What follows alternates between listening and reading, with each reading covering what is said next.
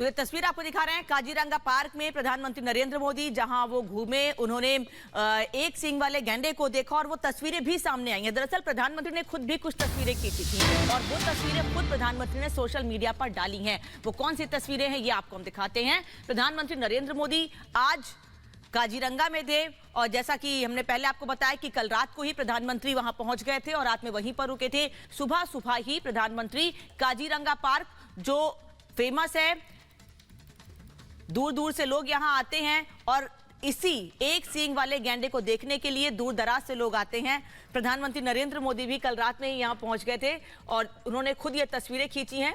ये तस्वीरें उन्होंने खुद सोशल मीडिया पर भी पोस्ट की हैं जो उन्होंने खुद खींची हैं। और इसके अलावा और भी तस्वीरें सामने आई हैं जब प्रधानमंत्री वहां पर मौजूद थे, तस्वीरें खींच रहे थे या फिर जब वो इस पार्क में सफारी कर रहे थे उस वक्त की तस्वीरें भी सामने आई हैं।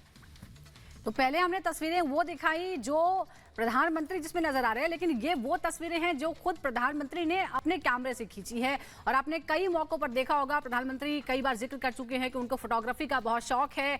तो वो तस्वीरें जो खुद प्रधानमंत्री ने काजीरंगा पार्क में खींची है अपने कैमरे से, वो उन्होंने सोशल मीडिया पर शेयर की हैं और वो तस्वीरें इस वक्त हम आपको दिखा रहे हैं।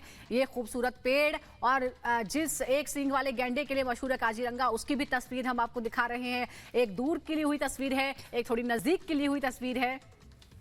तो पर्यटन के लिहाज से बेहद महत्वपूर्ण काजीरंगा, क्योंकि विश्व प्रसिद्ध है और यूनेस्को की धरोहर भी है। ऐसे में प्रधानमंत्री का यहां जाना कई मायनों में बेहद खास हो जाता है और प्रधानमंत्री खुद तस्वीरें खींचते भी नजर आए, जंगल सफारी का आनंद लिया, हाथी की सवारी भी की, जीप खुले जीप में भी घूमते नजर आए।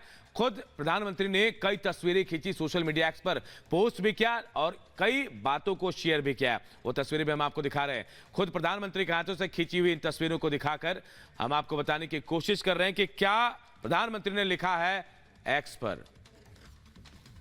और अब हम आपको अलग अलग तस्वीरें दिखा रहे हैं। कुछ तस्वीरें जो प्रधानमंत्री मोदी की हैं, कुछ प्रधानमंत्री मोदी ने खुद तस्वीरें खींची हैं, पीएम ने शेयर की हैं। ये तस्वीरें हाथियों को गन्ना खिलाते हुए भी नजर आए हैं। इस दौरान हाथी की सवारी भी की, जंगल सफारी की और हम अलग अलग तस्वीरें आपको दिखा रहे हैं। बीती शाम में दरअसल प्रधानमंत्री पहुंच गए थे और उसके बाद काजीरंगा नेशनल पार्क में ही रात गुजारी उन्होंने। उसके बाद अहले सुबह करीब 5 बजे ही वो जंगल सफारी पर निकल पड़े। वो तस्वीरें भी हम आपको दिखा रहे हैं और उसके बाद देखिए किस तरह की तस्वीरें सामने आई है। एक जब उगता सूरज था, वो उस तरह की भी खूबसूरत तस्वीरें हम आपको दिखा रहे हैं जब प्रधानमंत्री खुद जीप पे घूमे, हाथी की सवारी की, हाथियों को गन्ना भी खिलाया और फिर खुद तस्वीरें ली जो सोशल मीडिया पर पोस्ट की।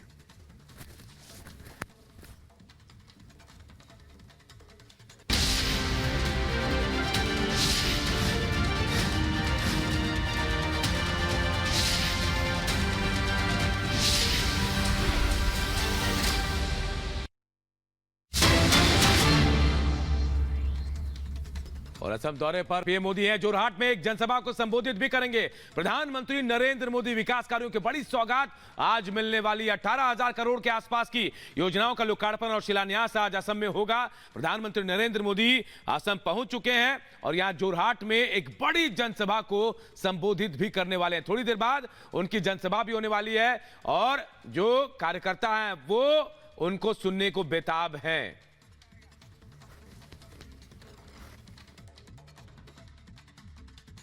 बहुत अच्छा लगा और बहुत मन खुश हुआ। प्रधानमंत्री चीफ मिनिस्टर को भी देखेंगे, प्रधानमंत्री जी को भी देखेंगे, तो अच्छा लगा, बहुत अच्छा लगा। तो आप लोग लाखपति वाइडो है? हाँ जी।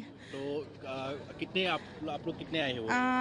26-27 आया है। अच्छा, तो आप लोग बहुत ही उत्सुक है प्रधानमंत्री? हाँ जी, हाँ हाँ हाँ, थैंक यू। अच्छा लग रहा है हमें महिला को, उसने प्रेरणा दी है लाखपति दीदी को।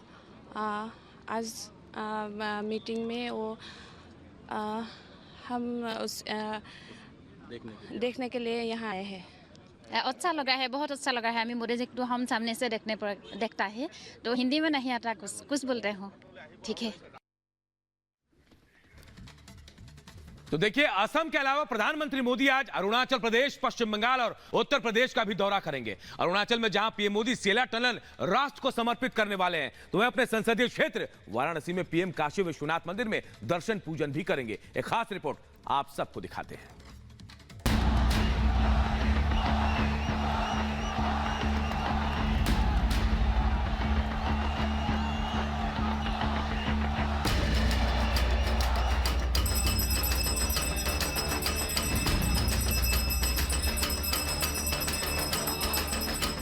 पीएम मोदी आज ताबड़तोड़ 4 राज्यों का दौरा करेंगे और विकास की कई परियोजनाओं का लोकार्पण और शिलान्यास करेंगे। पहले असम, फिर अरुणाचल, पश्चिम बंगाल और अंत में अपने संसदीय क्षेत्र वाराणसी में काशी विश्वनाथ मंदिर में दर्शन पूजन करेंगे पीएम मोदी। असम में काजीरंगा नेशनल पार्क में सफारी के बाद पीएम मोदी सबसे पहले अरुणाचल प्रदेश पहुंचेंगे और देश को कई विकास परियोजनाओं की मेगा सौगात देंगे। अरुणाचल में सुबह 10 बजे पीएम मोदी सबसे पहले सेला टनल राष्ट्र को समर्पित करेंगे। विकसित भारत विकसित पूर्वोत्तर कार्यक्रम में पीएम मोदी शामिल होंगे। इस कार्यक्रम में पूर्वोत्तर को 55,600 करोड़ की मेगा सौगात देने की तैयारी है। औद्योगिक विकास योजना उन्नति का भी लॉन्च किया जाएगा। दिबांग घाटी में बहुउद्देशीय जल विद्युत परियोजना की आधारशिला रखी जाएगी और 35,000 से ज्यादा नए घरों की भी सौगात देंगे पीएम मोदी। अरुणाचल में सेला टनल की खास अहमियत है। 2019 में पीएम मोदी ने ही इस परियोजना की आधारशिला रखी थी। देश के लिए रणनीतिक महत्व रखता है सेला टनल। तवांग तक हर मौसम में कनेक्टिविटी इससे मिलेगी। इससे क्षेत्र में तेज और अधिक कुशल परिवहन मार्ग मिलेगा। लगभग 825 करोड़ की लागत से इसे तैयार किया गया है। नई ऑस्ट्रेलियाई टनलिंग पद्धति के जरिए सेला टनल का निर्माण किया गया है और इसमें उच्चतम सुरक्षा मानकों का इस्तेमाल किया गया है। असम, अरुणाचल प्रदेश के दौरे के बाद पीएम मोदी का पश्चिम बंगाल दौरे का कार्यक्रम है। पीएम मोदी करीब 3:45 बजे सिलीगुड़ी में एक सार्वजनिक कार्यक्रम में हिस्सा लेंगे और 4,500 करोड़ की विकास योजनाओं का लोकार्पण और शिलान्यास करेंगे। शाम 7 बजे पीएम मोदी वाराणसी पहुंचेंगे और सबसे पहले काशी विश्वनाथ मंदिर में दर्शन पूजन करेंगे।